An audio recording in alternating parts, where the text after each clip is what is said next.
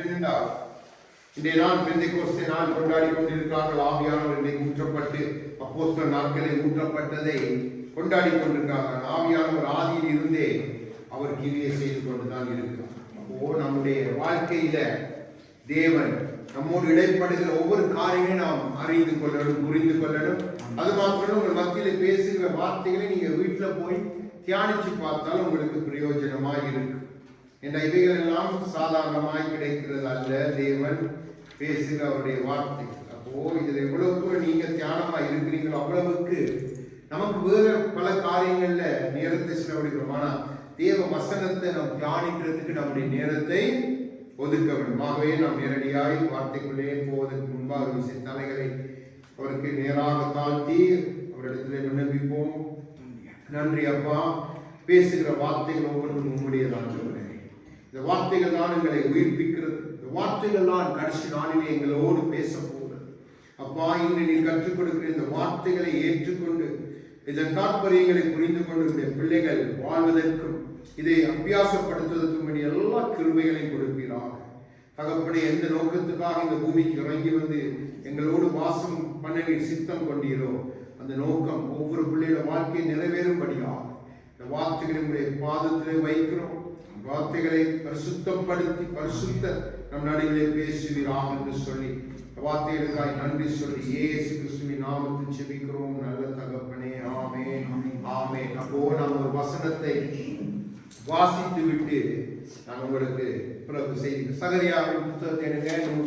1092 பக்கம் பழைய ஏற்பாடு.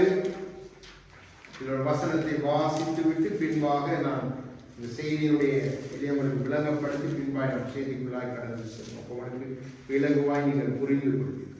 முக்கியமான காரியத்தை தியானிக்க போகிறோம். 2வது அதிகாரம் 8வது வசனத்தை வாசிங்க. முதல் பகுதியை வாசிங்க. பிற்பாடு மகிமை உண்டாகும் என்று சேனைகளின் கர்த்தர் சொல்கிறார். ஆமென். இன்றைக்கு நாம் தியானிக்க போகிறது மறுபடியும் நம்முடைய வாழ்க்கையில மகிமையை எப்படி நாம் கொண்டு வரலாம். நான் கடந்த முறை உங்களுக்கு எசேக்கியேல் கண்ட மகிமையை குறித்து, அந்த மகிமை எப்படி விலகி போனது, அதை அவர்கள் எப்படி அறியாமல் இருந்தார்கள், அந்த மகிமை எப்படி கொஞ்சம் கொஞ்சமாய் போனது, அந்த மகிமையை நாம் பெற்றுக்கொள்ளணும், அந்த மகிமையோடு நாம் வாழணும் என்பது தேவ சித்தம் என்று கற்றுக் கொடுத்தேன். அதே போல இன்றைக்கு நாம் அதிகம் தியானிக்க போகிறது சகரியா கடந்த முறையும் நான் சொன்னேன். சகரியாவையும் எசேக்கியேல் இந்த புத்தகங்களில் தேவ மகிமை அதிகமாய் வெளிப்படுத்தப்பட்டிருக்கிறது. ஆகவே இங்கே தேவன் தீர்க்க தரிசனமாய் ஒரு வார்த்தையை சொல்லுகிறார். பிற்பாடு மகிமை உண்டாகும். அப்போ பிற்பாடு மகிமை உண்டாகும் என்றால் இப்போ மகிமை இல்லை. நன்றாக விளங்கிக்கொள்ளும். அப்போ மகிமை இல்லை. இன்றைக்கு சபைகள், தேவ ஜனங்கள் தாங்கள் மகிமையை இழந்து வாழ்வதை புரியாமல் வாழுகிற ஒரு பொல்லாத காலத்தை நாம் கண்கூடாய் பார்க்கிறோம். ஏனென்று சொன்னால் மகிமை ஒரு மனிதனோடு வாசம் பண்ணும் வேண்டாம், மகிமை ஒரு மனிதனுக்கு ஒரு சபைக்குள்ளே இருக்கும் வேண்டாம். மகிமை என்பது ஆவியானவரை அடையாளப்படுத்துகிறார் என்று அவர்தான் ஆதியிலிருந்து மகிமையான கிரியைகளை அன்று ஜலத்திலே தொடங்கினவர் இன்றும் செய்து கொண்டுதான் இருக்கிறார். அப்போ இந்த நாளிலே இதை தியானிப்பது நமக்கு மிகவும் பிரயோஜனமாயிருக்கு. இன்றைக்கு உலகம் பெந்தைக்கோஸ்து நாளை கொண்டாடுகிறது, ஆவியானவரை கொண்டாடுகிறது வார்த்தைகளால். ஆனா அவங்களுக்கு தெரியல தாங்கள் எதை இழந்து போய்விட்டோம் என்பதை புரியாம இன்றைக்கும் சபைகள் இருக்கிறதை நாம் பார்க்கிறோம். சபைக்குள்ளே தேவ பிள்ளைகள் இருக்கிறதை பார்க்கிறோம். அவங்களுடைய கிரியைகளை நாம் பார்க்கிறோம். இன்னும் பல பல காரியங்களூடாக ஆவியானவர் நமக்கு அநேக காரியங்களை வெளிப்படுத்தி கொண்டிருக்கிறார். அப்போ நாம் இந்த மகிமையை எப்படி பெற்றுக் கொள்ளலாம், தேவன் எப்படி இந்த மகிமைக்கு ஏற்ப நம்மை திருப்புகிறார், இந்த மகிமை எப்படி கொடுத்தார், இந்த மகிமைக்கு காரண கர்த்தர் யார் என்பதை பார்த்து நாம் இந்த நாளிலும் அவரை துதித்து மகிமைப்படுத்த போகிறோம். ஆகவே நீங்க சகரியா புத்தகத்தை எடுத்து பார்த்தீங்கன்னு சொன்னா இங்க 4 விதமான மகிமைகள் சொல்லப்பட்டிருக்கு. இந்த 4 விதமான மகிமைகளை நீங்க புரிஞ்சு கொள்ளணும். மகிமை இங்கே 4 பிரிவாய் பிரித்து சகரியா புத்தகத்திலே சொல்லப்பட்டிருக்கு.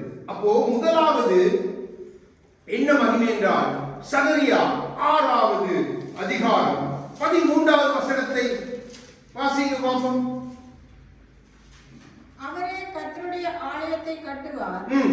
அவர் மகிமை பொருந்தினவராய் ம். தம்முடைய சிங்காசனத்தின் மேல் வீற்றிருந்து ஆளுகை செய்வார். ம். தம்முடைய சிங்காசனத்தின் மேல் ஆசாரியராய் இருப்பார். ம். இவ்விரண்டின் நடுவாக சமாதானத்தின் ஆலோசனை விளங்கும். ஆமென். இங்க சொல்லப்பட்ட மகிமை என்ன மகிமை? கட்டி எழுப்புகிற மகிமை.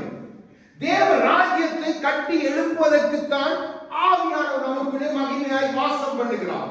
அதனாலதான் நாம் உரிமை கொண்டாடுகிறோம். நாம் ஆசாரியர் என்றும் நாம் அவருடைய பிள்ளைகள் என்றும் நாம் உரிமை கொண்டாடுகிறோம் என்று சொன்னால், இங்கே கட்டி எழுப்பப்பட்ட அந்த மகிமை அங்கே அமர்ந்திருந்து ராஜரிகம் பண்ணுகிறது. அப்போ அந்த மகிமை, முதலாவது இங்கே சொல்லப்பட்ட மகிமை என்னன்னு சொன்னால் கட்டி எழுப்புகிற மகிமை. என்னை உங்களையும் கட்டி எழுப்புவது தேவ ராஜ்யத்துக்கு ஆவியானவருக்கு மிகவும் அவசியமாக இருக்குது கிறிஸ்துக்குள்ளாக. அப்போ முதலாவது இந்த மகிமை நாம் புரிந்து கொள்ளணும். இன்றைக்கு தேவ ஜனங்கள் இந்த மகிமையை விட்டுட்டு வேறதை கட்டி எழுப்புவதற்கு முயற்சி செய்து கொண்டிருக்கிறார்கள். சாதாரண யோசிச்சு பாருங்க. தாவீது ஆலயத்தை கட்டணும் என்று நினைத்தான். கட்டினது சாலமோன். பின்பாய் சாலமோனுக்கு பின்பாக தாவீதின் சந்ததியிலே வந்த செருபாபேல் ஆலயத்தை கட்டுகிறான், அந்த இரண்டாவது ஆலயம். ஆனா இந்த ஆலயங்கள் எல்லாம் அழிந்து போயிட்டு, ஆனா தாவீதின் சந்ததியிலே வெளிப்பட்ட கர்த்தராகிய இயேசு கிறிஸ்து கட்ட விரும்பின ஆலயங்கள் நாம். நமக்குள்ளே ஆலயத்தை கட்ட விரும்புகிறார். இந்த சத்தியத்தை நாம் புரிந்து கொள்ளாமல் விட்டால் நாம் வேற காரியங்களை கட்டி கொண்டு போகிறோம். வேறு காரியங்களை கட்டுகிறோம், பில்டிங்ஸை கட்டுகிறோம், பேர்களை போட்டு அப்படி போட்டெல்லாம் நல்லது, தப்பல்ல. ஆனா கட்ட வேண்டியதை விட்டுட்டோம். தேவன் சொல்லுகிறார் இங்கே அவர் நம்மை கட்டி எழுப்பணும், தம்முடைய ஆலயமாகிய நம்மை கட்டி எழுப்பணும். அதுதான் ஆவியானவருடைய பிரதானமான கடமை. அப்போ முதலாவது மகிமை கட்டி எழுப்பும் மகிமை. இரண்டாவது சகரியா 12:7 வாசிங்க.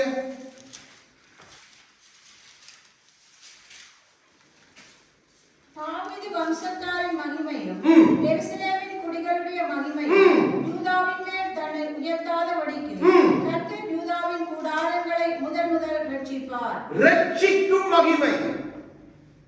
ஆவியானவர் நம்மை ரட்சிக்கணும். எப்படி ரட்சிக்கணும்? முடிவு பரியந்த நிலை நிற்பவனே ரட்சிக்கப்படுவான். அப்போ எனக்கு உங்களுக்கு முடிவு மரணத்தில் இருக்கிறது. அந்த மரணம் வரைக்கும் நான் நிலைத்திருக்கணும், நீங்க நிலைத்திருக்கணும். அப்போ அந்த கடமையை செய்கிறது ஆவியானவருடைய ஒரு பொறுப்பா இருக்குது. அதற்கு நாம் நம்மை விட்டு கொடுக்கணும், நாம் அவரோடு இணைந்து நடக்கணும். அப்போ இங்க பாருங்க, தாவீது வம்சத்தாரின் மகிமை, எருசலேம் எல்லாருடைய மகிமை அவர் கட்டி ரட்சிக்கணும்.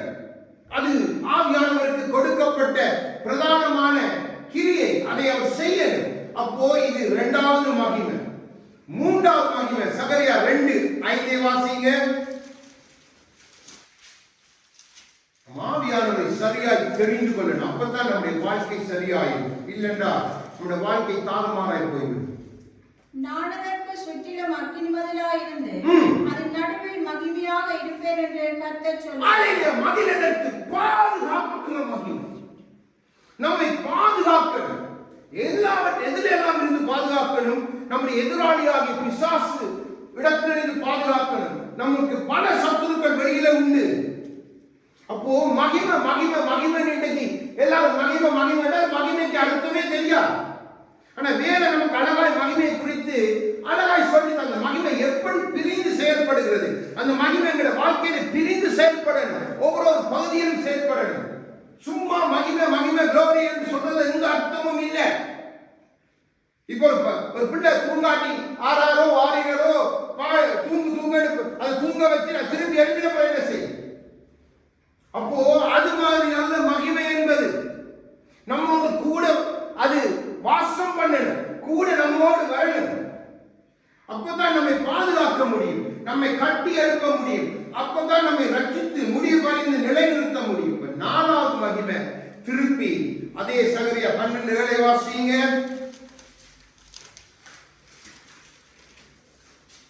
தாவீது வம்சத்தாரின் மகிமையும் எருசலேமின் குடிகளுடைய மகிமையும் யூதாவின் மேல் தன்னை உயர்த்தாதபடிக்கு கர்த்தர் யூதாவின் கூடாரங்களை முதல் கூடாரம் எனக்கு கூடாரம் மறைவில உள்ள மூடி மறைத்து வைக்கணும். அப்போ மூடிக்கொள்ளும் மகிமை. கூடாரமாய் அந்த மகிமை மூடிக்கொள்ளணும். இல்லைன்னு சொன்னா தீங்கு நாளிலே கூடார மறைவில் தாவீது சொல்கிறான், என்னை மறைத்து வைத்து எல்லா விக்கினங்களுக்கும் என்னை விலக்கி காக்கிறவர். அப்போ மகிமை எதற்கு என்பதை நாம் முதலாவது புரிந்து கொள்ளணும். மகிமை சும்மா ஊன்னு விழுந்தெழுவுறதோட முடிக்கிறது அல்ல. மகிமை நம்மோடைய வரணும். வீட்டுக்கு நாம் போகிற எல்லா இடத்திலும் மகிமை வரணும். அதுதான் நம்மை பாதுகாத்துக் கொண்டிருக்குது. அதுதான் நம்மை இன்று வரைக்கும் வழி பிசகாமல் அந்த ரட்சிப்பின் பாதையை நடத்தி கொண்டிருக்குது. அப்போ 4 விதமான மகிமையை சகரியாவிலே தேவன் சொல்லி இருக்கிறார். அப்போ இதுல ஏன் தேவன் இந்த மகிமையை சகரியாவுடாக பேசுகிறார் என்றா, எடுங்க சகரியா 11:3 எடுத்து வாசிங்க. முதலாவது 11வது அதிகாரம் 3வது வசனம். மேய்ப்பர்களின் மகிமை அழிந்து மகிமை அழிந்து போயிட்டு, மகிமை காணாம போயிட்டு, மகிமை தொலைந்து போயிட்டு. ஆகவேதான் தேவன் சொல்லுகிறார், நான் மறுபடியும் அப்போ நான் மகிமையை துளைத்துட்டோம். அன்னைக்கு இஸ்ரவேல் ஜனங்கள் மகிமையை தொலைத்தாங்க. இன்னைக்கு கிறிஸ்தவ ஜனங்கள் கிறிஸ்துக்களை வந்து மகிமையை தொலைத்துட்டு இருக்கிறத கூட அறியாம எல்லாம் வெளியில நல்லா இருக்கிற மாதிரி அவங்களுக்கு சத்து வைத்திருக்கிறான். ஆனா கடைசி நாள போகும்போது அவங்களுக்கு அப்பதான் தெரியும், ஓஹோ என்னை பாதுகாத்த மகிமை எங்க, என்னை ரட்சித்த மகிமை எங்க, என்னை மூடின மகிமை எங்க, அங்க எல்லாமே திறந்த புத்தகமாய் இருக்க போது ஆண்டவருக்கு முன்பா. அப்போ நாம் சரியாய் புரிந்து கொள்ளணும். இந்த இடத்திலே அழிந்து போனது என்ற வார்த்தைக்கு ஹீப்ரு பதத்திலே சொல்லப்பட்டிருக்கிற ஷாதாத், அதனுடைய அர்த்தம் ஷாதாத் என்று ஹீப்ரு வேதத்தில் இந்த சகரியா இந்த அழிந்து போன என்ற வார்த்தைக்கு நேராக ஷாதாத் என்ற வசனம் சொல்லப்பட்டது. SHADAD ஷாதாத். இந்த ஷாதாத்துக்கு என்ன அர்த்தம் என்பதை நாம் புரிந்து கொண்டால்தான் தேவன் எந்தெந்த மகிமைகளை நாம் தொலைத்து விட்டோம் என்பதை நாம் புரிந்து கொள்ளலாம். இந்த மகிமை எப்படி நாம் அதை குறித்து எப்படி நாம் இருக்கிறோம் என்பதை நாம் புரிந்து கொள்ளலாம். அப்போ நான் ஒவ்வொரு காரியங்களை உங்களுக்கு சொல்லுகிறேன்.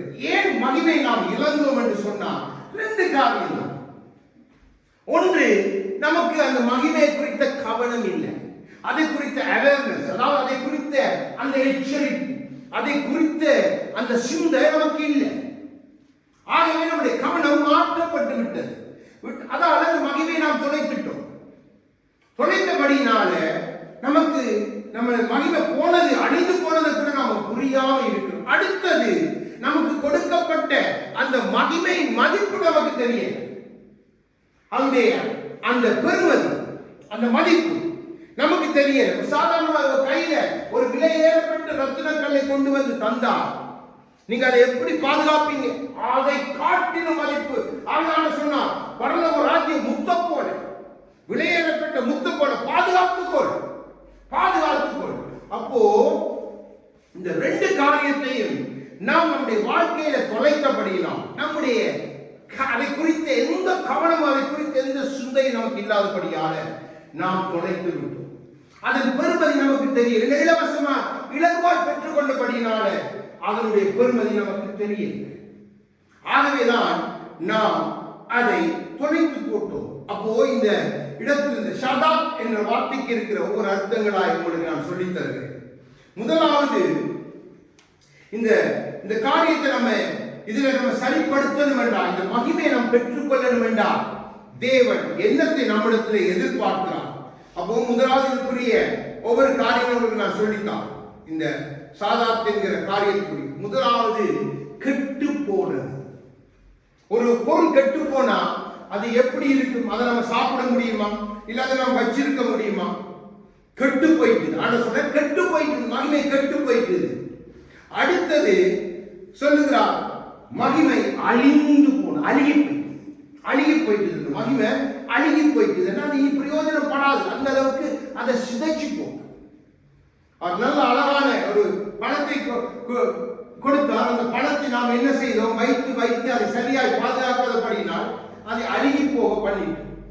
அப்போ இங்க சொல்லப்பட்டது, ஒன்று கெட்டு போயிட்டது, ஒன்று அது அழுகி போயிட்டது. அடுத்தது அது இழந்து போயிட்டது. இன்னொன்று அது மங்கி போயிட்டது. இன்னொன்று நிரந்தரமாய் பிரிந்து போய்விட்டது. அப்போ இந்த மகிமை நம்ம விட்டு எப்படி போனது என்பதை நாம் புரிந்து கொள்ளாத வரைக்கும் இந்த மகிமை நமக்கு திருப்பி நம்முடைய வாழ்க்கையில வர முடியாது. என்னுடைய வாழ்க்கை நம்முடைய வாழ்க்கையில வர முடியாது. ஏனென்றால் நம்முடைய கவனக்குறைவு, அதை குறித்ததான மதிப்பு நமக்கு தெரியல. இப்ப யோசிச்சு பாருங்க, ஒரு மகிமை நம்ம மூடி இருக்குது. இப்போ ஒரு சிங்கத்தை கண்டா காடி அது, அதே அந்த சிங்கம் செத்து கிடந்த நரியும் வந்து எல்லா மிருகங்களும் வந்து அதன் உடலை பட்சிக்கிற செத்த சிங்கத்தால் எந்த பிரயோஜனமும் இல்லை. அப்போ மகிமை, நம்மளோட ராஜாவுடைய மகிமை நமக்குள்ள ஜீவனோடு இருந்தால்தான் அந்த மகிமைக்கு பெருமதி. இல்லைன்னு சொன்னா ஒரு பிரயோஜனம் இல்லை, அது வீணாய் போயிடும். அது என்னதான் நம்ம பெருசா பெரிய என்ன ஒரு ஊழியக்காரனை காண்பிக்கலாம், இல்ல உங்களை ஒரு பெரிய ஒரு பல காரியங்களை காண்பிக்கலாம். ஆனா அந்த மகிமை இல்லாத வரைக்கும் ஒரு பிரயோஜனம் இல்லை. அது கெட்டு போய் நாற்றம் எடுத்து அது நம்முடைய கரத்திலிருந்து விலையே விலமதிக்க முடியாத ஒரு பொக்கிஷத்தை இழந்து போனதுக்கு அது திருடு போயிட்டு இழந்து போயிட்டு அதை கொடுத்துட்ட எதிராளிகள் கையில் இந்த அப்பா எடுத்துட்டு போயிடு. நமக்கு அதை பற்றி பெருமை தெரியல. யோசிச்சு பாருங்க நம்ம எப்படி காரியங்கள் செய்யறோம். யோசிச்சு பாருங்க, தாவீது கையில கோலியாத்துல பட்டயத்தை தாவீது அவனை ஜெயிச்சு எடுத்த பொழுது அந்த பட்டயத்துக்கு இருந்த மகிமை வேறு.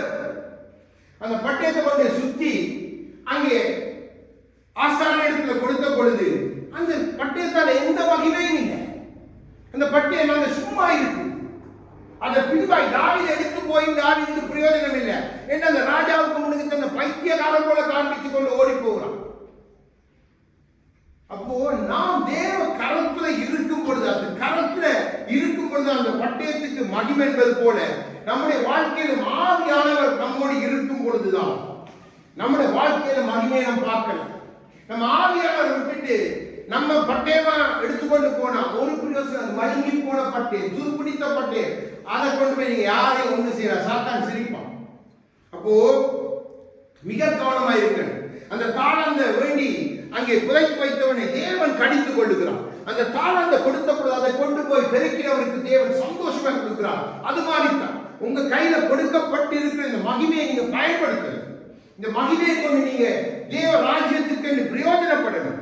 அதுக்கு தான் தேவன் மகிமையின் ஆவியானவர் நமக்குள்ள வச்சிருக்கிறார். அதை நம்ம புரிந்து கொள்ளாம சபைகள் இன்றைக்கு என்னென்னலாம் செய்யறோம். தேவ பிள்ளைகள் என்னென்னோ சில உலகத்தில் ஆசை, உலகத்தில் இருக்கிற ஆடம்பரங்கள் ஆசை, உலகத்தின் ஆடம்பரம் சபைக்குள்ள, உலகத்தின் கலாச்சாரம் சபைக்குள்ள, உலகத்தின் கூத்து பாட்டு டான்ஸ் எல்லாம் வந்துட்டு ஏன் மகிமை போயிட்டு, மகிமை நாடு போயிட்டு, நாடு பண்ணிட்டோம், அழுகி போக பண்ணிட்டோம், கெட்டு போக பண்ணிட்டோம், அதை விட்டுட்டோம்.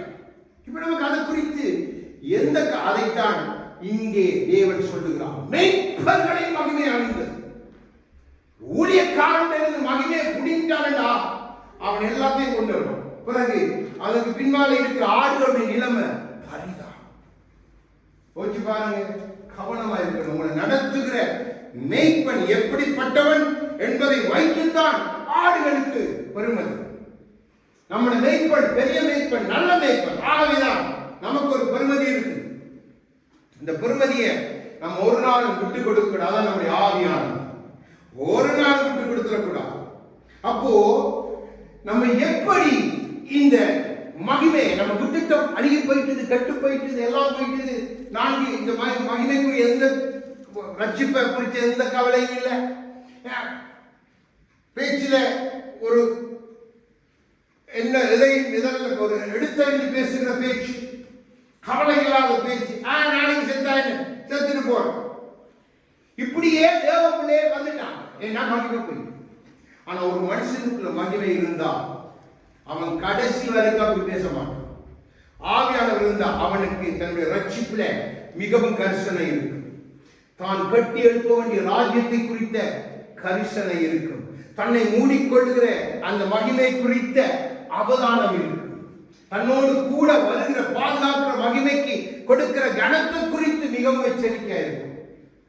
இன்னைக்கு நீங்க கொஞ்சம் யோசிச்சு பாருங்க, நம்ம தேவ பிள்ளையோட வாழ்க்கை எப்படி போயிட்டு. எப்படி போயிட்டு நமக்கு தெரியும். நம்ம அநேகரை பார்த்திருக்கிறோம், அநேகரோடு நாம் பிரயாணம் பண்ணி இந்த நாள் வரைக்கும் வர கர்த்தர் கிருபை கொடுத்திருக்கிறோம். அப்போ நான் யாரை குற்றப்படுத்தல, வேத வசனத்தின் ஆதாரத்தில் நான் சொல்லிக் கொண்டிருக்கிறேன். அப்போ தேவ சமூகத்தை தள்ளிட்டு போயிட்ட வேண்டாம், மகிமை இல்லை. மகிமை போயிட்டு நீ செத்த சிங்கம், ஒரு பிரயோஜனம் இல்லை, ஒரு பிரயோஜனம் இல்லை. நாய் நரி வந்து சிரிக்கும், மேய்ஞ்சிட்டு போகும். அப்போ தேவ சமூகத்தில் இருக்கிறதும் தேவ பிரசன்னத்தில் இருக்கிறதும் தேவ ஊழியங்களோடு நீங்க ஐக்கியப்பட்டு நீங்க தேவனுக்கென்று பிரயோஜனப்படுறதுதான் உங்களோட வாழ்க்கையில பெரிய மகிமையை கொண்டு வரும். அதான் வேத வசனத்தை தியானிக்கணும், தேவனோடு எப்பொழுது அந்த உறவை வைத்துக் கொள்ளும். அதுக்கு நாம் என்ன செய்யணும், நான் என்ன செய்யணும், அது பிறகு கர்த்தர் என்ன செய்ய விரும்புகிறார், எப்படி செய்தார் என்பதை உங்களுக்கு காண்பித்துக் கொடுக்கிற வேத வசனத்தின் ஆதாரம். என்றால் இந்த நாட்கள் ஆவியானவர், இந்த வருஷம் ஆவியானவர் நம்ம இணைக்க விரும்புகிற வருஷம். நான் ஆரம்பத்திலே சொன்னேன், ஆகவே அதிகமாய் ஆவியானவரோடு நம்முடைய உறவை வளர்த்துக் கொள்ளணும். ஆவியான ஒரு தகப்பனை போல, தாயை போல நம்மோடு பேசுகிற, நம்மை நடத்துகிற காரியங்கள் ஆச்சரியம். எத்தனை பேர் அந்த அனுபவத்துல இருக்கிறீங்களோ, உங்களுக்கு அந்த அனுபவத்துல நீங்க இருந்துட்டீங்கன்னா உங்களுக்கு ஆவியான ஒரு பிரியத்துக்கு மனசே வராது. இதயத்தில் அவர் பேசிக்கொண்டே இருப்பார், உங்களோடு பேசுவார், ஆலோசனை கேட்கும், அவருடைய சத்தம் கேட்கும், இதயம் அவர் உங்களோடு இந்த உள்ளுணர்விலே பேசிக்கொண்டு இருப்பார். அதை நீங்க அழகாய் தெரிந்து கொள்ளலாம். உங்களோட மாம்சம் பேசுதா இந்த தேவ சத்தமா என்று நீங்க புரிஞ்சு அதுக்கு நீங்க பயிற்றுவிக்கப்படணும். நான் பாடி துதித்தோம், நல்ல பாடல். அன்றைக்கு அந்த பாடல் அப்படியே நான் தூங்கிருப்பது இதயத்துல வந்த பாடல், கிறிஸ்தனரே கிறிஸ்தனரே. நான் நல்லது, ஆனால் அந்த பாட்டு அப்படியே ஒரு தாளாட்டு போல. அப்போ அப்படி நம்மளோட வாழ்க்கையில் இருக்கணும். மோசையோட வாழ்க்கையை போல, எலியாவுடைய வாழ்க்கையை போல, யோவானுடைய வாழ்க்கையை போல நம்முடைய வாழ்க்கை எப்படின்னா கிறிஸ்துவ போல மாறிடும். அதுதான் ஆவியானவர் நம்மளை செய்ய விரும்புகிற பெரிதான காரியம். அப்போ முதலாவது நாம் என்ன செய்யணும், சகரியா 7:10 எடுத்து வாசிங்க. ஒரு காரியம் உங்களுக்கு சொல்லித்தான், இதெல்லாம் உங்களோட வாழ்க்கையை அபியாசப்படுத்துங்க, உங்களோட வாழ்க்கை எல்லாமே மாறி. 7:10 சகரியா 7:10 வாசிங்க.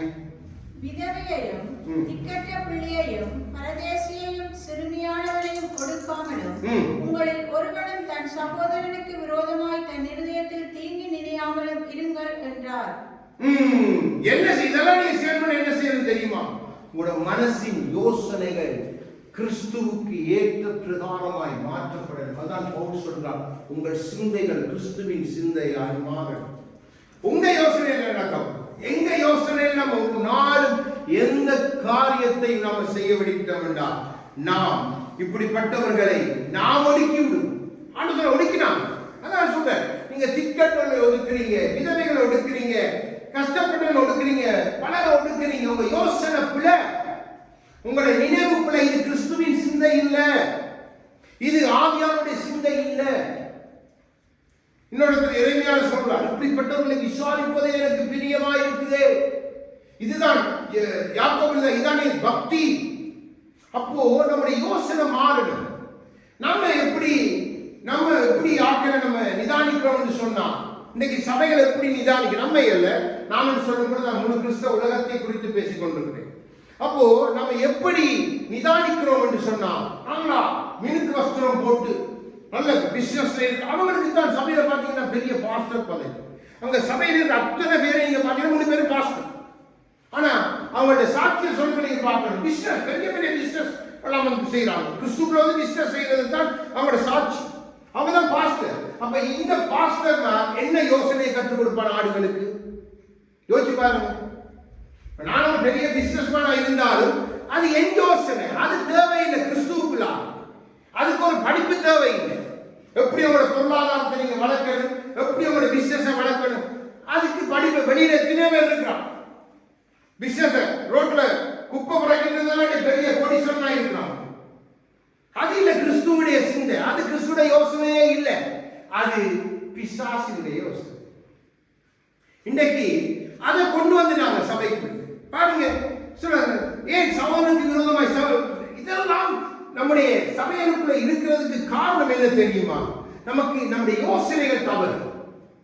ஆண்டு சொல்ற யோசனையை மாற்று. உனக்கு மகிமை வேணுமா?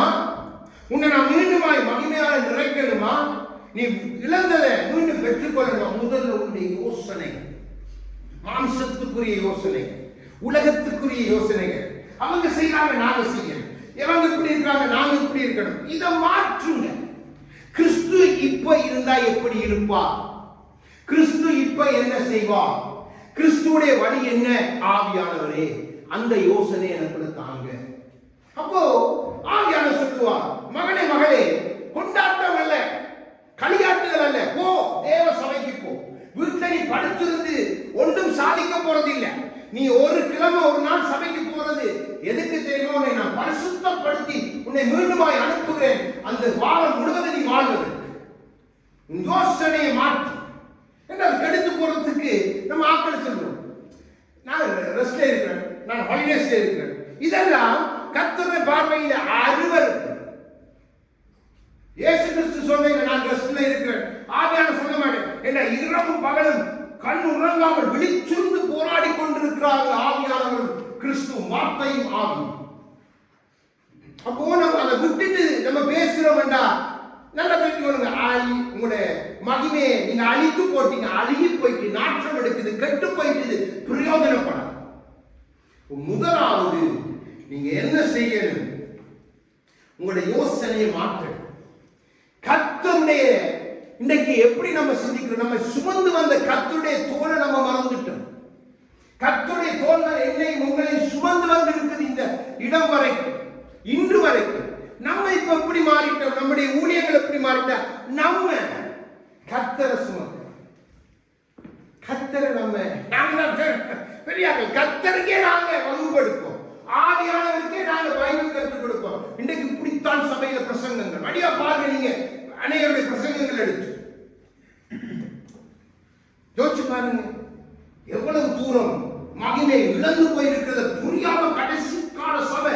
கிறிஸ்து வரப்போறார், ஆவியானவர் நம்மை குறித்து சாட்சி கொடுக்கணும். வார்த்தையும் ஆவிக்கும் விரோதமாய் எதையும் செய்து நான் நீங்கள் அந்த ராஜ்யத்துக்குள்ள பிரவேசிக்க முடியாது. நம் தகப்பன் வீட்டுக்குள்ள எங்களை அழைத்து சென்று வாக்கு கொடுத்தவர் அங்க கொண்டு போய் சேர்க்கணும். அப்போ நம்முடைய யோசனை மாற்றப்பட. சகரியா 4:10 வாசிங்க.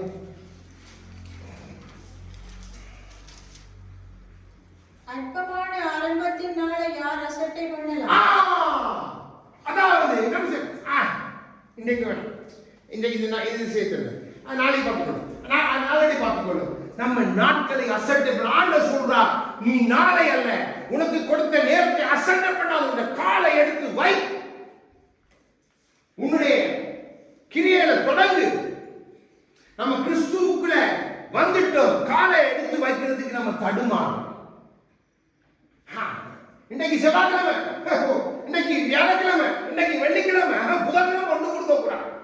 நாளைக்கு வாங்க, ஐயோ நாளைக்கு, ஐயோ இன்னைக்கு அவர்கிட்ட பாருங்க, வீட்டுல பாருங்க, நம்ம எவ்வளவு தூரம் அற்பமாக தேவன் நமக்கு வைத்ததை நாம் அற்பமாக எண்ணுகிறோம், அசட்டை பண்ணுகிறோம். ஆண்டவர் சொல்லுகிறார், அதன் நிமித்தம் உன் மகிமை போயிட்டு அதை மாற்று, உன் காலை எடுத்து வை, நாட்களை பார்க்காது. உனக்கு கொடுத்த நேற்று ஆண்டவர் சொல்ற பாதுகாக்க, நீ போ போ, ஜெபம் பண்ணு, ஜெபம் பண்ணு. வேற ஆண்டவரே இல்ல, எழுந்து ஜெபம் பண்ணு. கர்த்தர் பலத்தை தருவார். அந்த நாளுக்குரிய பலத்தை கொடுக்கிற கர்த்தர் பலத்தினால் அல்ல, பராக்கிரமத்தினால், அவர் ஆவினாலே ஆகும். ஆண்டவர் ஆபிரகாமோடு பேசுகிறார், ஈசாக்கை கொண்டு பலி கொடு. இப்ப ஈசாக்கு மேல சாராளுக்கு கொள்ளை பிரியம். இப்போ ஆபிரகாம் அங்கே சாராளிடத்துல சொல்லி இருந்தான், அவன் ரெண்டு பேரும் அவனுக்கு எதிராக கிளம்பி இருப்பான். அவன் தன் மகனிடத்திலும் சொல்ல இல்லை, தன்னுடைய மனைவிடத்திலும் சொல்ல இல்லை. காலை முன்வைத்து 3 நாள் நடந்து போகிறான். என்ன நடக்கும் என்று அவனுக்கு தெரியாத சிந்தை எப்படி இருக்க ஒரு தகப்பனை யோசிச்சு பாருங்க. அவன் அசட்ட பண்ணவே இல்லை, அப்படியே நடந்து போகிறான். நடந்து போய் அங்கே ஈசாக்கு அவன் பலி கொடுத்ததனால், பலி கொடுக்க போனதன் நிமித்தமாய் தேவன் ஆசீர்வதித்த சந்ததிகளுக்குள் உன் வம்சம் ஆசீர்வதிக்கப்படும். உன் வம்சம் ஆசீர்வதிக்கப்படணுமா? சந்ததிகளுக்கு நீ ஆபிரகாமின் ஆசீர்வாதத்தை சுதந்திரித்து நடக்கணுமா? காலை எடுத்து வை மகனே மகனே. அவங்க சொன்னாங்க இன்னைக்கு அது சரியில்லை. ஆனா நமக்கு பார்ட்டி ஃபங்க்ஷன் முதல் நம்மட காலம், கொண்டாட்டம் முதல் நம்மட காலம், உலகத்து காரியம் நம்மட காலம் முதலோ.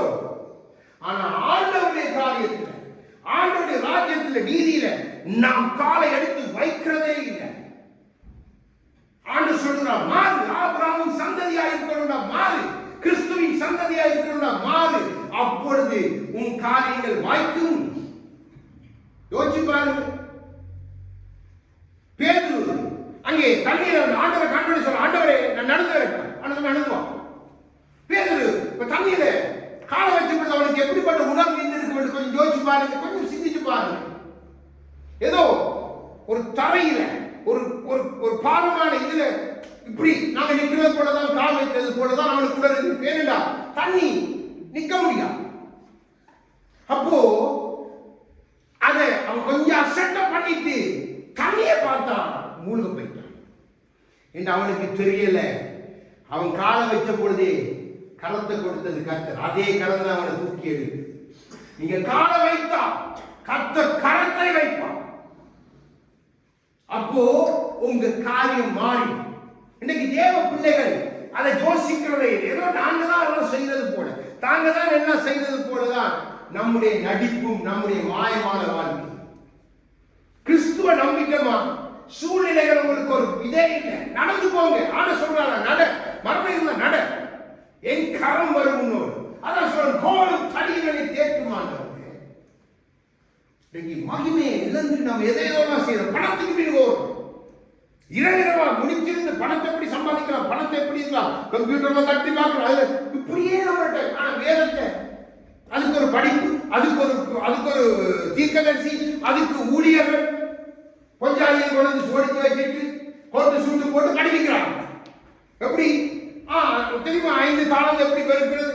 இதுதான் பிசினஸ். நீங்க இதைத்தான் பயன்படுத்தணும், இந்த வார்த்தையை பயன்படுத்துறீங்கன்னா பிசினஸ். இது என்ன படிப்பு?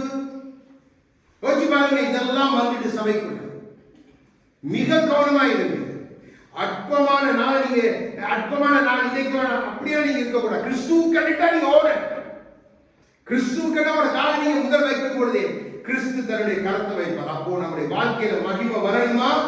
இந்த காரியத்தில் சரியா. அடுத்தது சகரியா 1:13. அப்பொழுது கர்த்தர் என்னோட பேசின தூதனுக்கு நான் வார்த்தைகளையும் ஆறுதலான வார்த்தைகளையும் நம்முடைய வார்த்தைகள் நல் வார்த்தைகளாய் இருக்கு. நம்முடைய வார்த்தைகள் ஆறுதலின் வார்த்தைகளாய் இருக்கின்ற. கிறிஸ்துவுக்கு பேர் ஆறுதலின் தேவன், கிறிஸ்துவுக்கு பேர் நல்வார்த்தையான கர்த்தர். நாம் அதை பேச பழகு. ஐயோ இந்த இந்த இது இத்தனை வருஷமா இருக்கு, இது போகாது, ஏண்டா இது அப்படி சொல்லிட்டாங்க இப்படி சொல்லிட்டாங்க, ஐயோ இங்க கட்டி வந்து இது என்ன கட்டி, கேன்சர் கட்டியோ தெரியாது, ஐயோ இப்படித்தான் பேசுங்க. நல்வார்த்தைகளை பேசுங்க. உங்க சர்வத்தை பார்த்து ஆறுதலான வார்த்தைகள் சொல்லுங்க. சர்வமே நீ கர்த்தரால் உண்டாக்க, தாய் உருவாகுவதற்கு முன்பாகவே என்னை கண்ட கர்த்தர் என்னை உருவாக்கி இருக்கிறார். என்மேல் ஒரு தரிசனம் வைத்திருக்கிறார். என்னை இன்று வரை இத்தனை வருடம் என்னை பாதுகாத்து வைத்திருக்கிறார். கொரோனாவில் நான் சாகலையே, இந்த கட்டிதானா என்னை கொல்ல போது இல்ல. ஆண்டவரே நல் வார்த்தைகளை பேசுங்க, ஆறுதலான வார்த்தைகளை பேசுங்க. ஒருவருக்கு ஒருவர் நல்ல காரியங்களை செய்ய பழகுங்க. அதான் ஆவியானவர். ஆவியானவருக்கு தான் பேசணும். கவலைப்படாத மகளே, கவலைப்படாத மகளே. அப்படிப்பட்ட காரியம் நம்ம வாழ்க்கையில் இருக்கணும். அப்போ மகிமை தானா வரும். நீங்க நல்ல வார்த்தைகளை பேச பேச, நல்ல ஆறுதலான காரியங்களை மற்றவர்களுக்கு சொல்ல சொல்ல உங்க வாழ்க்கையில மகிமை பெருகிக் கொண்டே. அப்போ முதலாவது நம்முடைய யோசனையை மாற்றணும். இரண்டாவது நாம் நம்முடைய கால்களை முதல் எடுத்து எல்லாவற்றிலும் தேவனுக்கு என்று முன்னுரிமை கொடுத்து நாம் நடக்கணும். அடுத்து நம்முடைய வார்த்தைகள் நல் வார்த்தைகளால் ஆறுதலாக இருக்கணும். அடுத்தது சகரியா 3:9. இதோ நான் யோசுவாவுக்கு முன்பாக வைத்த கல், இந்த ஒரே கல்லின் மேல் 7 கண்களும் வைக்கப்பட்டிருக்கிறது. இதோ நான் அதன் சித்திர வேலையை நிறைவேற்றி இந்த தேசத்தின் தேசத்தின் அக்கிரமத்தை ஒரே நாளிலே நீக்கி போடுவேன் என்று சேனைகளின் கர்த்தர் சொல்லுகிறார். ஹல்லேலூயா. தேவன் சித்திரம் தீட்டின பின்பு நம்மை உருவாக்க விரும்புகிறார். நாம் விட்டு கொடுக்கும் பொழுதுதான் அவர் தம்முடைய சித்திரத்துக்கு ஏற்ப நம்மை சித்திரம் தீட்ட முடியும். சாதாரண யோசிப்பாங்க, ஒரு கல்லை எடுத்து அதிலே நீங்க கண்களை உருவாக்கின கல்லில சிற்ப வேலை செய்யறவங்க மிகவும் நுணுக்கமா செய்யணும். கொஞ்சம் ஓங்கி அடித்தாலும் கல்லு உடைந்து கல்லுடைய அந்த ஷேப்பை மாறி. நீங்க ஆண்டு சொல்லுகிறார், நான் அதை சித்திரம் தீட்டி இந்த கல்லில நான் என்ன செய்ய விரும்புகிறேன், 7 கண்களை. அப்போ தேவன் அப்படி உங்களை சித்திரம் தீட்டினா உங்களுக்கு எதுவும் வரையில்லை. எல்லாத்தையும் பார்க்கிற அளவுக்கு தேவன் உங்களோட வாழ்க்கையை மாற்றி போடுவார். அப்போ ஒரு கல், அவருக்கு இன்னொரு பேர் வேதத்தில் சொல்லப்பட்டிருக்கு, சிப்பாச்சாரி. அவர் சிற்பமாய் நம்மை செதுக்குகிறவர். அப்போ அவரிடத்திலே நாம் கல்லுகள், நம்முடைய இதயமெல்லாம் கல்லு, நம்முடைய வாழ்க்கையை கல்லு மண்ணு போய் விழுந்துடும். ஆண்டவரே, இது குயவன் அல்ல, இது சிப்பாச்சாரியுடைய கருத்து. அதைத்தான் பவுல் சொல்லுகிறார், நான் ஒரு புத்தியுள்ள சிப்பாச்சாரி போல நான் செய்கிற வேலை செய்கிறேன். கொள்ளன் தங்கத்துக்கு வேலை செய்கிறவன், குயவன் களிமண்ல வேலை செய்கிறான். ஆனா சிற்பத்துக்கு வேலை செய்கிறது இந்த கல்லுல வேலை, சிற்பங்களை செதுக்கிற சிப்பாச்சாரி. நம்ம ஆண்டோட கருத்து நம்ம அப்படியே கொடுத்துடணும். ஆண்டவரே, என்னில் உங்களுடைய சித்திரத்தை தீட்டும். நான் தீட்டுகிறேன் பாருங்க, கோணமானதான சித்திரங்கள் என் வாழ்க்கையை குறிச்சு, என்னுடைய காரியங்களை குறித்து எல்லாத்தையும் முதல்ல அழிச்சு போட. ஆண்டவரே, நான் வெறும் கல்லு உங்களோட கையில வந்து நிற்கிறேன். நீ சித்திரம் தீட்டும்.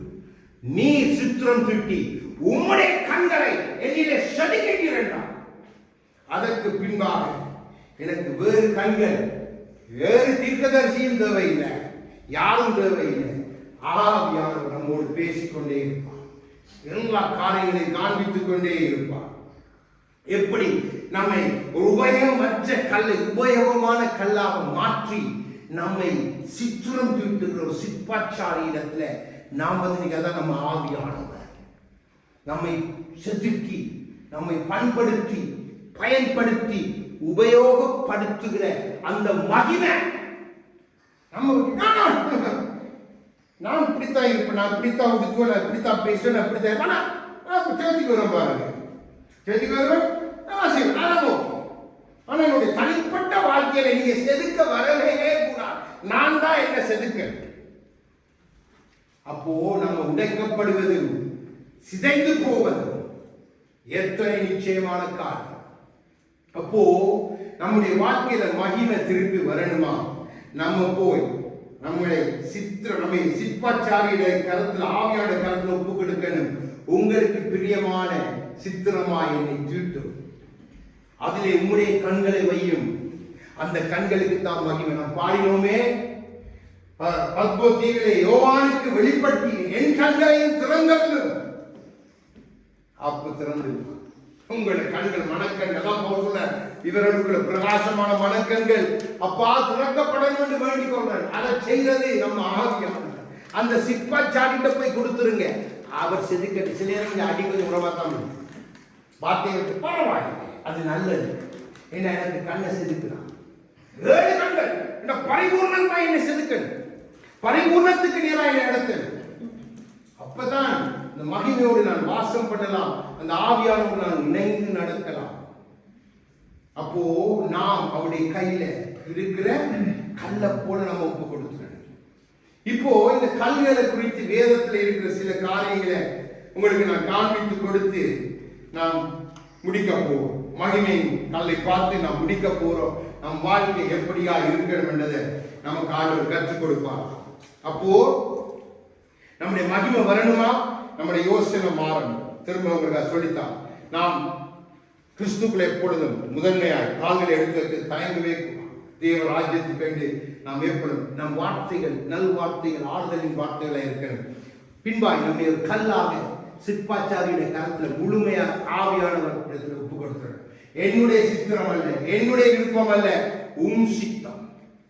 உம்முடைய நீர் எதை எனக்கு சித்திரமாய் தீட்டி பரலோகத்தில் வைத்திருக்கிறீரோ அதை எனக்கு செதுக்கும் ஆவியானவரே. என் ஆவியிலே, என் ஆத்மாவிலே, என் சரீரத்திலே, என் பிள்ளையோட வாழ்க்கையில, என் மனைவியோட வாழ்க்கையில, என் குடும்பத்துல, என் ஊழியத்தில் செதுக்கிறோம். அப்பதான் நாம் சரியா மகிமையோடு நடக்கணும். எல்லாருக்கும் மகிமையோடு வாழணுமா, மகிமையோடு வாசம் பண்ண ஆவியானோடு அனுதினம் நீங்க பேசணுமா, ஆவியான உங்களோடு பேசணுமா, ஆவியான உங்களோடு வரணுமா. அப்போ மற்ற அந்நியர்கள் உங்களை குறித்து சாட்சி கொடுப்பாங்க. நீங்க போற இடத்துல உங்களை குறித்து சாட்சிகள் வருது. அப்ப நீங்க தெரிஞ்சு கொள்ளுங்க. அப்ப நீங்க இன்னும் பயத்தோட இருக்கணும். அப்ப நீங்க இன்னும் அந்த கணத்தை ஆவியானவர் கொடுத்துடணும். ஏனென்றால் அதால நீங்க மயங்கி போய் மதிமயங்க ஆண்டவர் அறியாதவங்க சொல்லுவாங்க. சில காரியம் உங்களுக்கு ஆச்சரியமாயிருக்கும். அப்ப தெரிஞ்சு கொள்ளுங்க, ஆவியானவர் வந்துட்டார், உங்களுடைய அந்த வீட்டுக்குள்ள நிற்கிறார். அவன் அந்நியன் பரதேசியம் தான், உங்க நினைத்து அந்த வீட்டுக்குள்ள வந்துட்டான். அப்போ மிக கவனம் பிள்ளைங்க. இப்போ சில கல்லுகளை வேதத்தில் உங்களுக்கு காண்பித்துக் கொள்ளும். நியாயாதிபதி 9வது அதிகாரம் 53வது வசனத்தை வாசிங்க. தேவன் எப்படி இந்த கல்களை பயன்படுத்தினான்னு பாருங்க. நான் காண்பிக்கிறேன். நியாயாதிபதி யோசுவாவுக்கு அடுத்து நியாயாதிபதிகள் 9வது அதிகாரம். அப்பொழுது ஒரு ஸ்திரீ ஒரு ஏற்றக்கல்லின் துண்டை அபிமெலேக்கினுடைய தலையின் மேல் போட்டாள். அது அவன் மண்டையை உடைத்தது. இங்கே ஒரு கல்லை குறித்து வேதம் பேசுகிறது. ஒரு எந்திரக்கல். எந்திரக்கல் எப்படி இருக்கும் என்று சொன்னா அதுக்கு ஒரு வடிவம் அமைக்கப்பட்டிருக்கும். அப்பதான் அதை பயன்படுத்த முடியும். அது தாறுமாறா இருந்தால் அதை பயன்படுத்த முடியாது. அந்த கல்லை வைத்து அரைக்கணுமா, அந்த கல் சரியான ஒரு வட்ட வடிவத்தில் இருக்கணும். அதுக்கு மேல ஒரு பிடி இருக்கணும், அதை வைத்து அரைப்பது கல். அது எந்திரக்கல். நம்முடைய முற்பிதாக்கள் அதை பயன்படுத்தலாம். நம்ம தான் இப்ப கிரைண்டருக்கு வந்துட்டோம், பல காரியத்துக்கு வந்து நமக்கு அதை பற்றி தெரியாது. நம்ம வீட்டுல கண்ணுமோ தெரியாது, நம்முடைய சந்ததிக்கு எந்திரக்கல் என்னன்னு தெரியாது. அப்போ இந்த கல் எதற்காக வடிவமைக்கப்பட்ட கல்? அந்த ஸ்திரீ இந்த கல்லை கொண்டு வந்து ஒரு துஷ்டனுடைய தலையிலே போட்டது நிமித்தம் ஒரு ராஜ்யத்துக்கே விடுதலை. ஒரு அற்பமான எந்திர கல்லை கொண்டு வந்து அந்த ஸ்திரீ போட்டதை நிமித்தம், இல்லைன்னா அவன் கொளுத்தி இருப்பான், அந்த கோட்டையை முழுக்க கொளுத்தி இருப்பான். அவள் புத்தியுள்ள ஸ்திரீ என்று வேதம் சொல்லுகிறது. ஆண்டவன் சொல்லுகிறான், அப்படித்தான் உங்களை பயன்படுத்த புத்தியுள்ள பிள்ளைகளா உங்களை ஒரு எந்திரக்கலை கொண்டு ஒரு ராஜ்யத்தை தேவன் காப்பாற்ற. அப்படிப்பட்ட கல்லாகத்தான் உங்களை சித்திரம் தீட்டுவது தேவனுக்கு பிரியம். என்ன பாருங்க, அந்த கல்லு தாழ்வாரா இருந்த கல்லா இருந்திருந்தா அது எந்திரக்கல் ஒரு வடிவத்தில் சரியா தூக்கி அப்படி அடிச்சு விட்டான். மண்ட சிதறி ஒளிந்தான் சத்துரு. நம்ம விலை கொடுங்க. நம்மை தேவன் நம்மை கொண்டு சத்துருவின் தலையை உடைப்பது கர்த்தருக்கு பிரியம். நமக்கு இருக்கிற சத்துருக்கள் பாடி தூய்த்த போல சிங்கத்தின் மேலும் பாம்பின் மேலும் நடந்தே செல்ல சத்துருக்கள். ஆவிக்குரியது நீங்க சிங்கத்தையும் பாம்பினை கூட ஆவிக்குரியது நான் பேசிக் கொண்டிருக்கிறேன். அப்போ பாருங்க, அதை சரியாக கொண்டு சரியான ஆளுமையில போடுறதுக்கு தேவன் அந்த ஸ்திரியை பயன்படுத்தினார். அந்த ஸ்திரீக்கு எப்படிப்பட்ட ஞானம் அந்த இடத்துல வந்து பாருங்க. எப்பவுமே நம்ம சரியான இடத்துல போய் நின்றுட்டோம் என்று சொன்னால் நம்மை தேவன் சரியாக பயன்படுத்துவார். இப்ப அண்ணாள் சரியாக போய் எங்க போய் தன்னுடைய அழுகையை காண்பிக்கணும் அங்க போய் காண்பித்தான். எத்தனை அவமானங்கள், எத்தனை நிந்தைகள், எத்தனை கண்ணீர்கள், எத்தனை தூங்காத இரவுகள் தன்னுடைய மறுமனையாட்டியினால் இன்னுமாய் தன்னுடைய அநேகரால் அசட்டை பண்ணப்பட்டவள். ஆனா தள்ளப்பட்ட ஒரு சூழ்நிலையிலும் சரியான இடத்துல போய் தன்னை ஸ்தாபித்தார். அப்போ தேவனும் நம்மை அப்படிப்பட்ட கல்லாக சரியான இடத்துல ஸ்தாபிக்கணும் என்றால் நாம் தேவ சமூகத்திலே அமர்ந்திருக்கலாம் இருக்கணும், தேவ ஆவியானவரோடு இணைந்திருக்கலாம் இருக்கணும். அப்பதான் நம்மை கொண்டு சத்துருக்களின் தலைகளை சிதறடிப்பதற்கு ஒரு ராஜ்யத்தின் வெற்றியே ஒரு கல்லா. ஒரு ராஜ்யத்தில் எத்தனை ஜனங்கள் இருந்திருப்பாங்க அந்த கோட்டைக்குள்ள யோசிச்சு பாருங்க. ஒரு ஸ்திரீ நிமித்தம் அப்படித்தான் தேவன் உங்களை நம்பி வைத்திருப்பார். ஆத்துமாக்க நீங்க தான் கல்லு, நீங்க தான் அடிக்கணும், உங்களை தான் கொண்டு தேவன் பயன்படுத்துவார். அதை நிமித்தம் ஒரு பெரிய விடுதலையே ஒரு ரட்சிப்பை தேவன் வைத்திருப்பார். இதுதான் ரட்சிப்பின் மகிமை உங்களோடு இருந்தால் செய்கிற காரியம். அடுத்தது ஆதியாகமம் 28:11 வாசிங்க.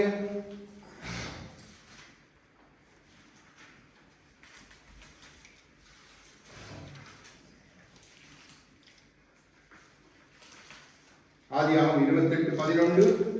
ஒரு இடத்திலே வந்து சூரியன் அஸ்தமனம் அவ்விடத்து கற்களில் ஒன்று எடுத்து தன் தலையின் கீழ் வைத்து அங்கே நித்திரை செய்யும்படி படுத்துக் கொண்டான். ஹல்லேலூயா.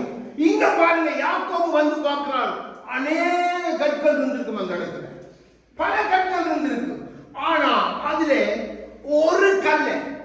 அவர் ஒரு கல்லை தீர்மானித்து அந்த கல்லை எடுத்து அவர் தன் தலையின் கீழே வைத்து அவர் உறங்குகிறார். நம்மையும் பல கற்கள், அக்கிரமத்தின் கற்கள், அநீதியின் கற்கள், இப்படிப்பட்ட கற்கள் நம்மை தூக்கி எடுத்தது கிருபை. கிருபையாய் நம்மை எடுத்திருக்கிறார். இந்த கிருபை எப்படிப்பட்டது? நீங்க வாசிங்க, அந்த 18 வாசிங்க முதல்ல. அதே அதிகாரம். அதிகாலையிலே யாக்கோபு எழுந்து தன் தலையின் கீழ் வைத்திருந்த கல்லை எடுத்து அதை தூணாக நிறுத்தி அதன் மேல் எண்ணெய் வார்த்து. ஹல்லேலூயா. கிருபையால் எடுக்கப்பட்ட கல்லு மேலதான் அபிஷேகம். என்ன வார்த்தை? அபிஷேகத்தை அங்கே ஞாபகப்படுத்துகிறது, அடையாளப்படுத்துகிறது. அப்போ உங்களை கிருபையாய் எடுத்தார். கல்லாய் இருந்த உங்களை கிருபையாய் எடுத்து அதை அவர் தனக்கு பயன்படுத்தும்படியாய் உங்களை தூணாக நிறுத்தி இப்போ உங்களை எண்ணெயினாலே ஆவியினாலே அபிஷேகம் பண்ணுகிறார். 22 வாசிங்க. நான் தூணாக நிறுத்தின இந்த கல் தேவனுக்கு வீடாகும். ஹல்லேலூயா. அதுதான் நீங்க தேவனுடைய வீடு. இதுலதான் மகிமை வைக்க விரும்புகிறார் ஆண்டவர். அதனாலதான் கிருபை. நீங்க விளங்கிக் கொள்ளணும். ஒரு நாள் பாருங்க, பல கற்களுக்கு மத்தியில், பலதரப்பட்ட மனிதர்களுக்கு மத்தியில் நம்ம பிரித்தெடுத்திருக்கிறோம். பிரித்தெடுத்தது மட்டுமல்ல, அவருடைய ஆலயமே நீங்க தான். அங்கதான் மகிமை இறங்குது. அதை உணராம நாம நம்மட சித்தம், நம்மட வழி யோசிச்சு பாருங்க. நம்ம எங்க நிற்கிறோம்? தேவன் எடுத்த கல் எப்படியாய் மாறிட்டு அன்னைக்கு ஈசாக்க கொண்டு போய் ஆபிரகாம் மாத்திரம் அந்த பலிபீடத்துல அவனை பலி கொடுக்க விடாமல் இருந்திருந்தான். அங்கே அவனுக்கு பதிலாக ஒரு ஆட்டுக்குட்டி பலி கொடுக்கப்பட்டிருக்கார். அந்த ஆட்டுக்குட்டியில ரத்தம் அந்த பலிபீடத்தில் அந்த கல்லில வந்திருக்கார். அப்போ அந்த ரத்தம் தான் கிருபையின் ரத்தமாய் என்னையும் உங்களையும் நனைத்திருக்கிறது. அந்த கிருபையின் கல் மேலதான் தேவன் தன் அபிஷேகமாகி ஆவியானவரை மகிமையாய் தந்திருக்கிறார். சபை புரிந்து கொள்ளணும். தேவ பிள்ளை, தேவ மகன் இதை புரிந்து கொள்ளணும். முன்னாடி வேற பிரசங்கங்கள், வேற காரியங்கள், உலகத்துக்கு ஏற்ற பிரசங்கம், உலகத்துக்கு ஏற்ற காலம் உதவாது.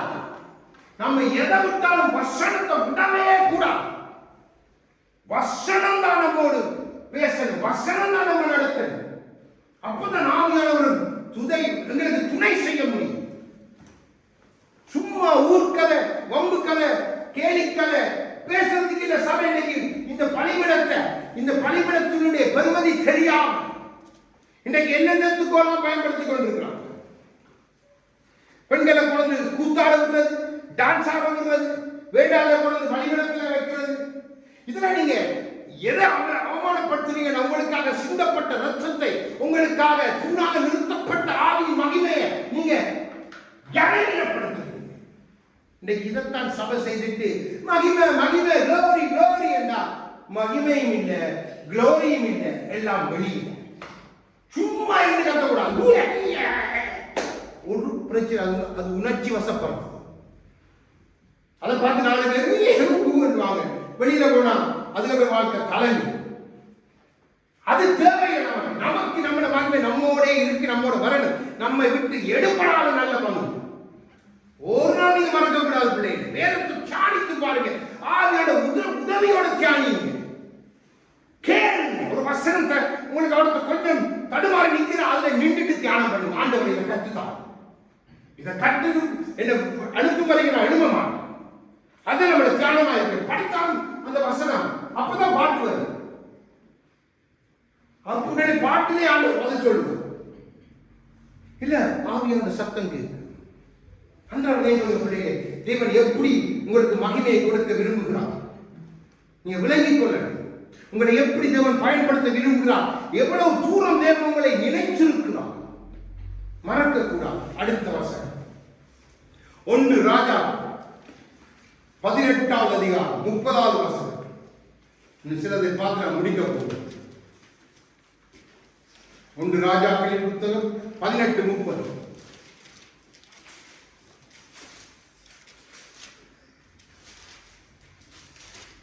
அப்பொழுது எலியா சகல ஜனங்களை நோக்கி என்கிட்டே வாருங்கள் என்றான்.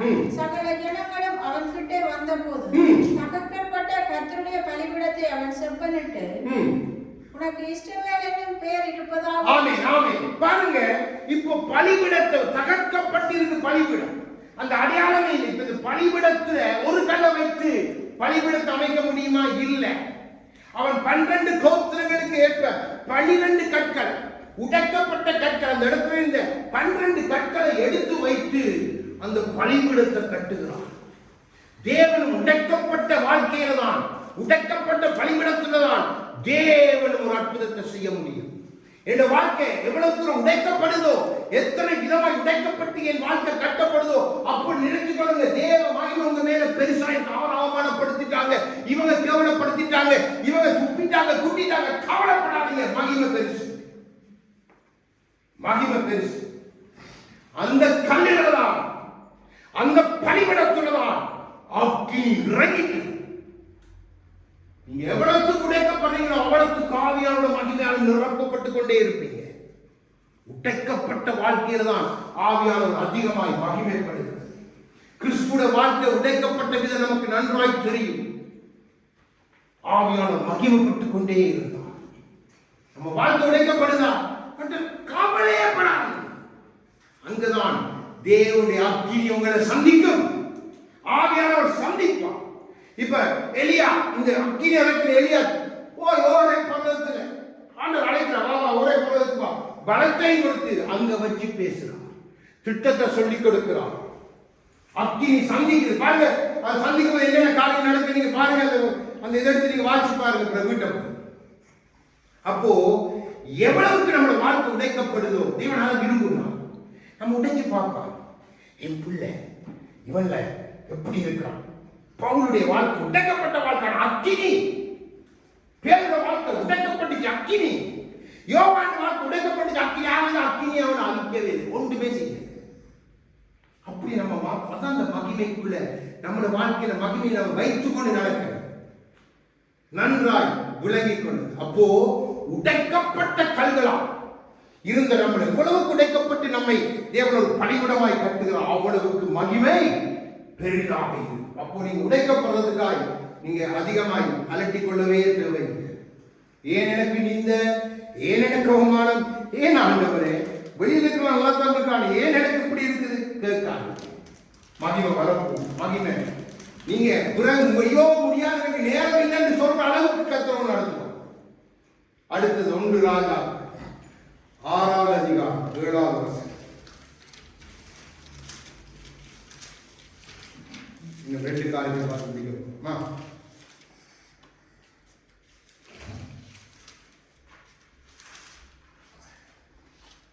ஆலயம் கட்டப்படுகையில் அது பணி தீர்த்து கொண்டு வரப்பட்ட கற்களால், பணி தீர்க்கப்பட்டு கொண்டு வரப்பட்ட கற்கள்.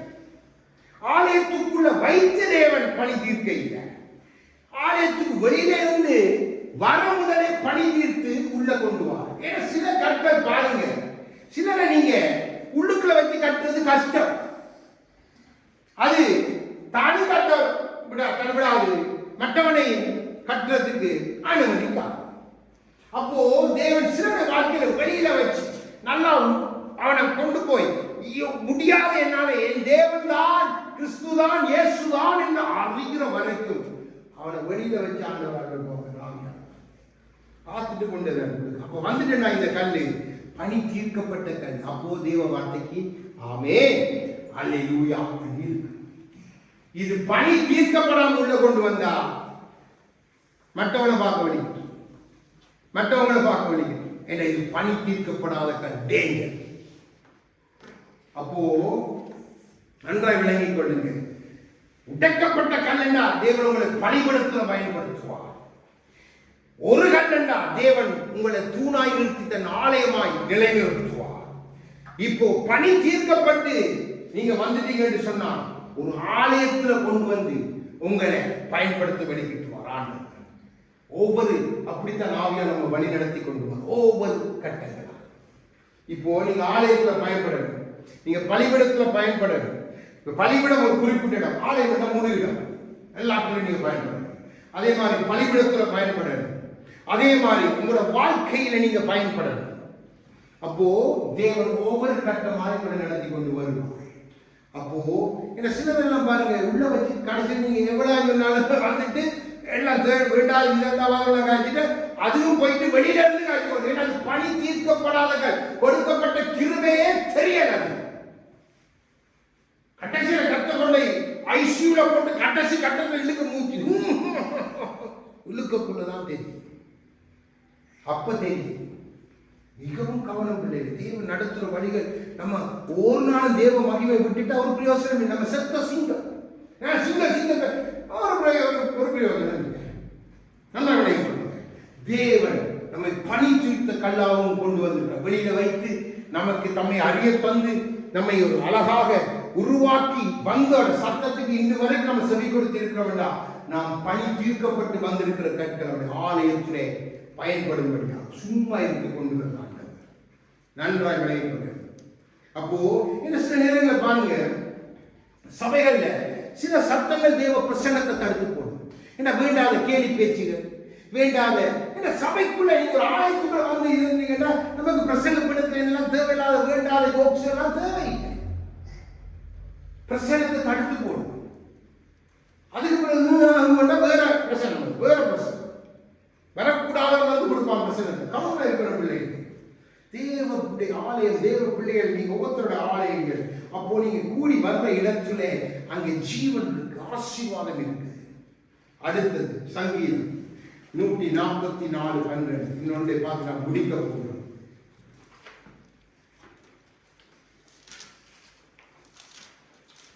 சங்கீதம் 12 வசனம்.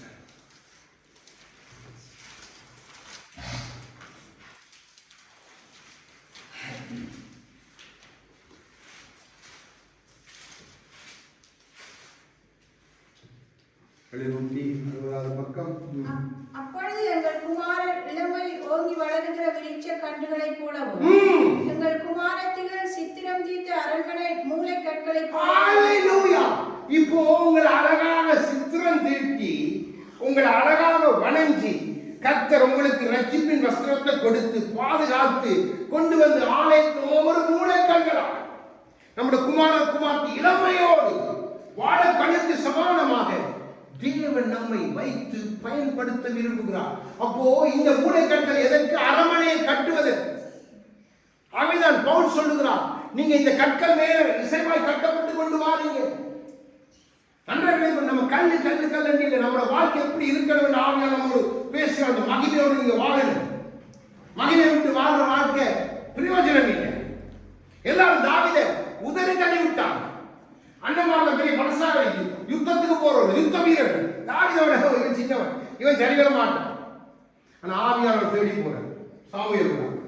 இப்போ இந்த யுத்த வீரருக்கே கமாண்டிங் பண்ணுகிற ராஜாவே அவன் தான். தாவீதை ராஜாவா மாற்றி விட்டான். சித்திரம் திங்கிட்ட அவன் தேடினதுதான் தேவ சமூகம், தேவ பிரசனம், தேவ மகிமை. எல்லாத்தையும் விட்டாங்க. சிங்கத்தை விட்டு டெஸ்ட் பண்ணி பார்த்த, கரடியை விட்டு டெஸ்ட் பண்ணி பார்த்த, கோலியாத்தை அனுப்பி அவன் டெஸ்ட் பண்ணி பார்த்து அவனுக்கு பெரிய காரியங்கள் கொடுத்த அவனை போல நம்ம இருக்கு. யோசிச்சு பாருங்க, நம்முடைய தாவீதின் சந்ததியில வந்து நம்முடைய ஆண்டவருக்கு இல்லாத கேவலமா துப்பல்களா குட்டுகளா பிலாத்துக்கு பேசுகிறான், அங்கால ரோமர்கள் அடிக்கிறாங்க, இங்கால யூதர்கள் இழந்தாங்க, அங்கால பரிசேயர் சதுசேயர் அடிக்கிறாங்க, இன்னும் கூட இந்த சீசன் நாட்டி கொடுக்கிறான். ஏவளவு பாடு. ஆனாலும் ராஜா, நம்முடைய ராஜா, என்ன சித்திரம் தீர்க்கப்பட்ட மூளை. வாசிங்க எபேசியர் 2:20 வாசி முடிக்க போகிறோம். இயேசு ஆண்டவர்.